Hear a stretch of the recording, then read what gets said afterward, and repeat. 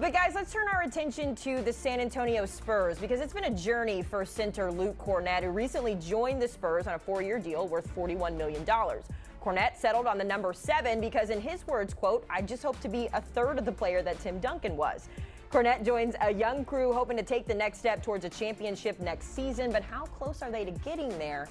Let's talk about it with Avery Johnson and Chris Walker. Gentlemen, we start with the big man, rather, in Luke Cornet. Avery, when you think about the Spurs and what they've been doing and how they've been building, how do you anticipate him fitting in with this young core that we've seen develop over the last couple of seasons? Well, first of all, Luke Cornet, if there was a 5.5 number available, I don't know if he's going to be a third. He might be a quarter. But no, it's great. I love this fit for the Spurs because you add a guy that you can either bring off the bench, you can start him, you can play him behind Wemby, you can play him with Wemby. You know, he comes from a winning program. That's one of the things you always love to do is add guys with championship winning characteristics. Luke had a great experience with the Celtics. I coached against him when he was in college at Vanderbilt. But I just think his positive energy, team first guy, a big that can spread and stretch the floor, someone who knows how to communicate well on defense with this young Spurs team. Losing a Chris Paul, who obviously had a tremendous amount of experience. Now you're adding another, somewhat in between veteran guy coming from a championship program. I think he's going to fit nicely with the Spurs. Yeah, Coach, I agree. And you hit the nail right on the head. Talk about a cerebral player. It kind of reminds me of what a Joe Walsh may end up being like in his career. If he can follow Luke Cornet, having the time to sit behind some guys and learn in a winning situation. He brings championship DNA. You mentioned he played at Vanderbilt. So again, as I said before, very smart player, has great hands, great feet, can guard ball screens. You saw in that Knicks series what he was doing at a very high level, what this guy is capable of doing if he gets an opportunity. And now you're going to join Wemby, and I love Wemby, and again, he's a generational talent, but he loves playing on the perimeter. So I can see him hovering around, shooting threes. Not that he's not a physical player, because his length precludes him from not having to be too physical, but you now bring another option in if he sits, or you can move him around a little bit, and you have a formidable force inside in Cornet. I think that's a great addition, as you mentioned, to this young athletic team, and with De'Aaron Fox as well, and Dylan Harper, who they drafted. This team is going to be scary. It's just the only unfortunate thing is they're just in a loaded West, but they definitely helped themselves by bringing in Luke Cornet for sure. Yeah, Luke Cornet's going to help. You also have this year's draft pieces that are expected to be contributors as well. They both, they settled on Dylan Harper and Carter Bryant in the draft this year. Chris, I know we've heard a lot about Harper and his outlook and, how he's going to fit in with his team. We're going to see him play in Summer League tonight. But when it comes to this rookie duo, how do you see them leaving their mark on this team? Listen, I really, really love the draft picks. Dylan Harper's, again, I think as much as they talk about Cooper Flag, this kid has a chance to be a generational player as well. That's how really good I believe this guy is. And then now you talk about Carter Bryant. I mean, I'm a new father who uses sign language with my daughter, so I fell in love with him right away. Given his, if you read up on his story with his mom and using sign language and all that, I think it's just a tremendous backstory. But this kid, I felt at Alabama, was one of those guys that falls short. And Coach, you definitely can speak to this. 18 freshmen or guys who have been in the NBA, have been in college 1 year were taken. That's the most ever. Carter Bryant was not the most productive player on his college team, but I'm telling you, he is the most explosive. He is the guy that you just look at similar. And I'm not saying he's Jordan, but you look at that North Carolina team where they got Sam Perkins and they got James Worthy, and everyone's like, but who is that number 23 kid? That's what Carter Bryant has an opportunity to be with the Spurs. The question is, can he get ahead of Devin Vassell and Keldon Johnson and some of those athletic wings that they have and get some playing time? But I think the kid's ceiling is extremely high, and Dylan Harper, I think, can be similar to a Shai Gilgeous-Alexander, given the opportunity. Even though they're young, the Spurs are loaded, Avery. Yeah, I'm higher, Chris, right now on Dylan Harper. For all the obvious reasons. I think he's going to start alongside De'Aaron Fox. They'll have Steph Castle at the 3 spot. probably Harrison Barnes if they want to start small at forward with Victor Wembanyama. I think for me, when a guy averages 6 points in college, even though it's in 19 minutes, I watched a few of his games.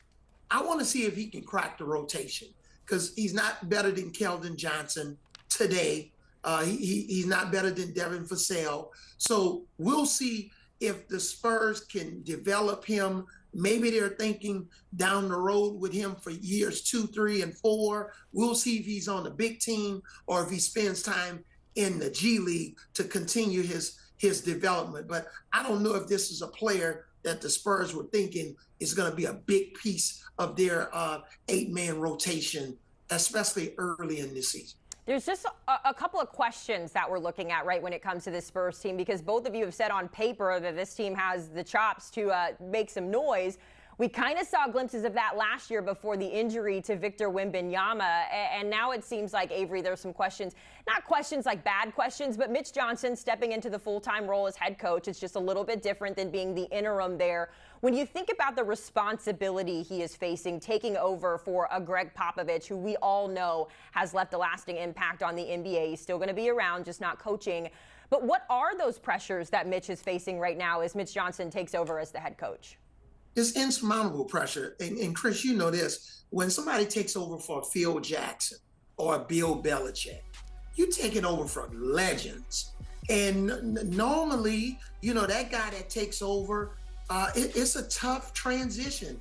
Fortunately for Mitch, he's been in the organization for a long time as an assistant coach. He got his feet wet a little bit on the interim basis last year, even though, you know, Pop supposedly had the wins and losses, but then they took those back and gave those to Mitch Johnson. That was a great thing on the NBA's part.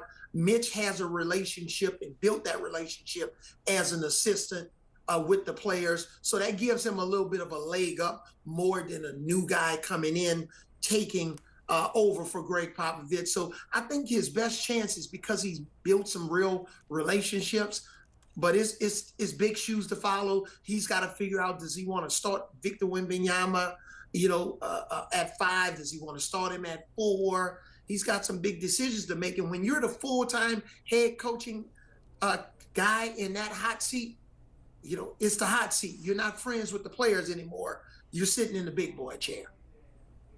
Yeah, just quickly, it just comes down to continuity. And I'm assuming, and Avery, you probably have a little bit more insider baseball information, that Popovich had to sign off on this, and they have a very young team. And I think that you look at what the OKC Thunder have done with Mark Daigneault having a young guy coming up through their system. I think the Spurs are replicating that as well, and it may serve them best. And I'm certainly cheering for Mitch Johnson to get it done. Yeah, just looking at some of the conversations that players are having as well, all positive notes there. So, Avery, to your point, you got to have the players buying in, whether you're interim or not, and they got to respect you as the head coach, too.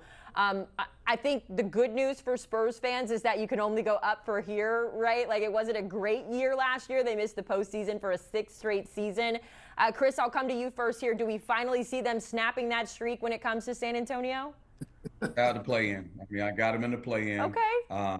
Yeah, and it all comes down to health. Listen, they have the talent. De'Aaron Fox, really, to me, is the one that can really. Wemby's a generational talent, but you look at Stephon Castle, who was a rookie of the year, really good player. He'll have some development. But De'Aaron Fox is an all-star type player. They got 2 all-stars that gives them a chance.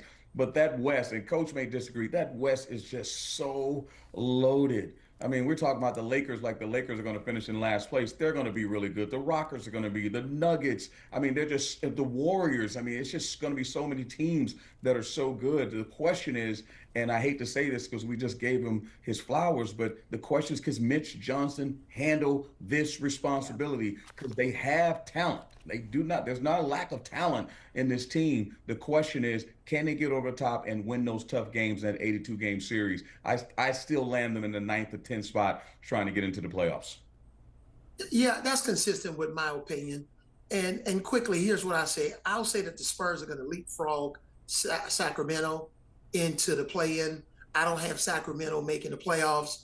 And I believe anything can happen in the play-in. And if the Spurs could be in the right situation win a game, catapult themselves into that 7th position, or win 2 games and get in the 8th spot. That's what I think their ceiling is for next season. All right, Avery has Mitch Johnson jumping over Doug Christie there to get into the play, and we'll have to see it play out. Gentlemen, we appreciate the time and the insight. We know the NBA will be back before we know it. So maybe next year, baby steps when it comes to the Spurs, as you see them there, 32-1 odds to win the very difficult West. At the shortest odds going to, of course, the Thunder, who just signed their 3rd member of the Big Three to a max extension.